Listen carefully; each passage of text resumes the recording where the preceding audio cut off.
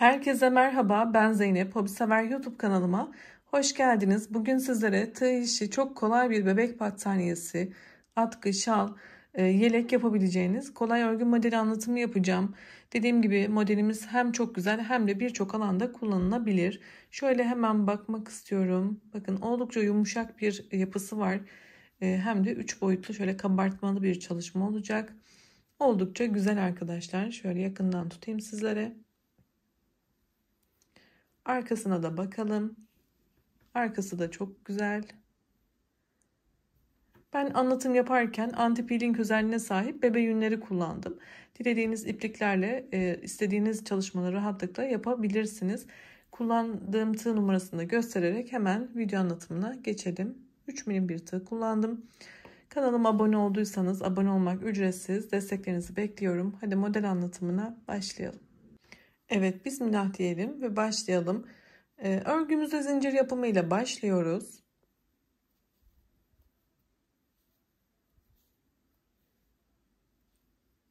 Zincir sayımız 6 ve 6'nın katları olmalıdır. Ben de zincirlerimi hazırlayıp geliyorum. Evet, ben 4 tane desen anlatacağım için 24 tane zincirimi hazırladım. 6'nın katı olacak şekilde siz de hazırladıysanız sonda ekstra 2 tane zincir yapıyoruz. Ve ikinci zincire batarak sık iğnemi yapıyorum. Ve yan yana sona kadar tüm zincirlerime sık iğne yaparak tamamlıyorum.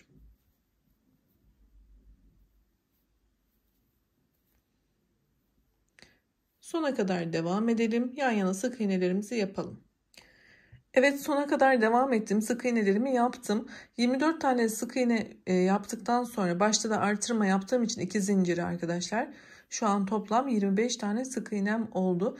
Altının katı artı 1 şeklinde sık iğne sayımızın olması gerekiyor. Şimdi desen yapımına başlayalım. Bir zincir yaptım ve çeviriyorum. İlk boşluğun içerisine sık iğne yapıyorum.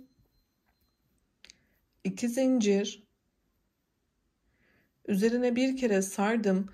Yanındaki sık iğneden ilmek çıkartıyorum. Üzerine aldım. Yanındakinden de ilmek çıkarttım ve yan yana toplam 5 tane sık iğneden ilmek çıkartıyorum.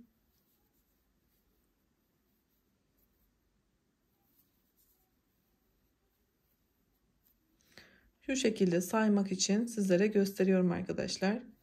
Toplamda 1, 2, 3, 4, 5 tane sık iğneden ilmeğimi çıkarttım. Hepsini tek seferde çıkartıyorum. Bir zincir yaptım, kapattım. Bir zincir daha yaparak sıradaki sık iğne gözüne sık iğne yaparak sabitledim.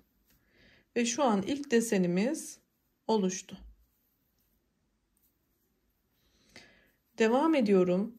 2 tane zincir yapıyorum. Üzerine aldım. Yine yan yana 5 tane sık iğneden ilmek çıkartıyorum.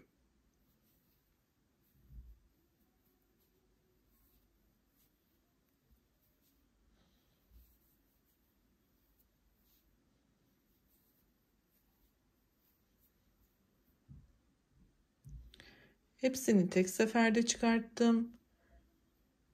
1, 2 tane zincir ve yanına sık iğne. İkinci desenimiz de oluştu. Tekrar devam ediyorum. 2 zincir, 5 ilmek çıkartıyorum.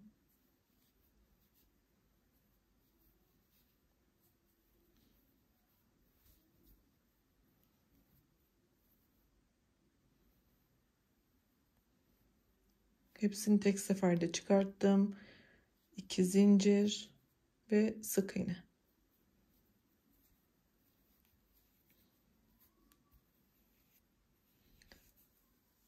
Üçüncü desenimi de hazırladım. Aynı şekilde devam ediyorum sona kadar. 2 tane zincir yapıyorum. Üzerine aldım. Yan yana 5 tane ilmek çıkartıyorum.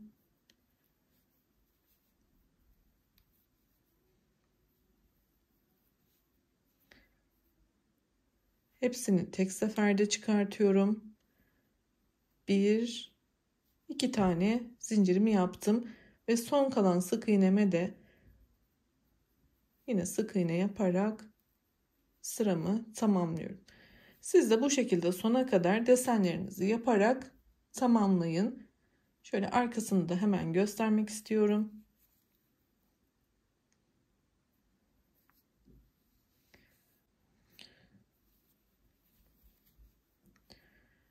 Bir zincir yaptım ve çevirdim.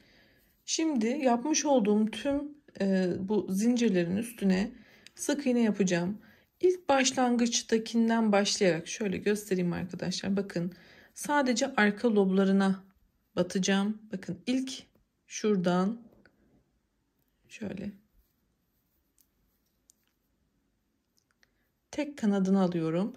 Arka tek kanadını ilkinden başlıyorum.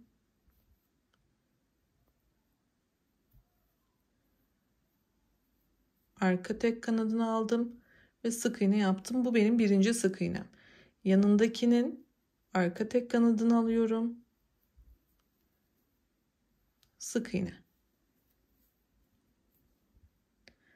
Sıradaki arka tek kanat, sık iğne.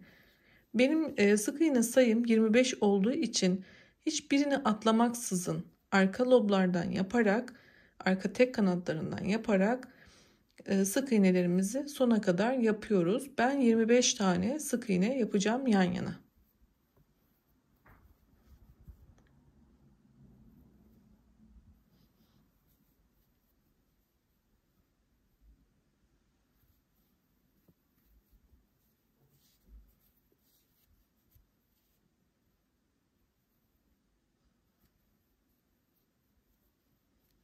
Bakın sadece arka tek kanatlarını alıyorum.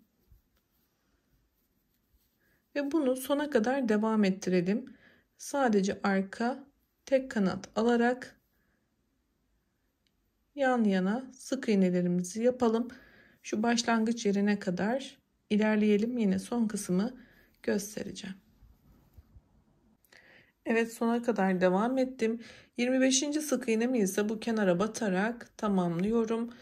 Ve yeni desenimi yapmak için bir zincir yapıp çevirdim.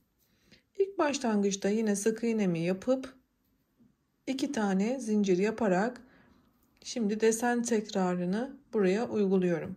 Üzerine aldım. Yan yana 5 tane ilmek çıkartıyorum.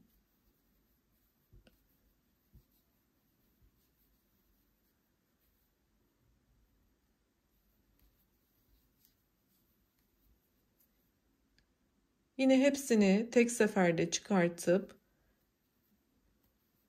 zincirimi yaptım. 2 tane kapattım ve yandaki sık iğneye yine sık iğnemi yaptım.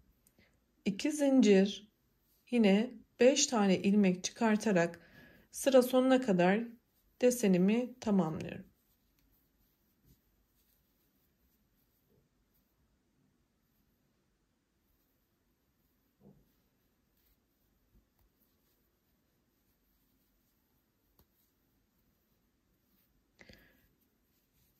Desenler bu şekilde hizalı bir şekilde üst üste denk geliyor.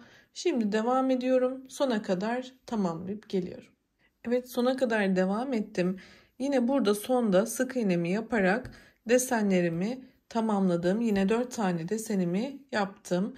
Şimdi bir üst sıraya çıkarken tekrar bir zincir, arka lobdan alarak yine yan yana 25 tane sık iğnemi yapıyorum. Artık desen kendini tekrar etmekte. İstediğiniz uzunluğa gelene kadar devam edebilirsiniz. Hemen şimdi büyük modelimize tekrar bakalım. Modelimiz oldukça kolay. Bu modelle bebek yelekleri, yetişkin bayan yeleği yapabilirsiniz. Yine bebek battaniyesi olarak da çok güzel olacaktır. Atkı, şal, birçok alanda değerlendirebilirsiniz. Gerçekten yumuşacık bir yapısı var ve çok hoş bir çalışma oldu. Oldukça da kolay. Arkasına da bakalım. Umarım beğenmişsinizdir, memnun kalmışsınızdır. Beni izlediğiniz için çok teşekkür ediyorum. Yeni videolarda görüşmek ümidiyle YouTube kanalıma ücretsiz bir şekilde abone olup bildirimleri açmayı unutmayın lütfen. Sağlıkla kalın, hoşça kalın.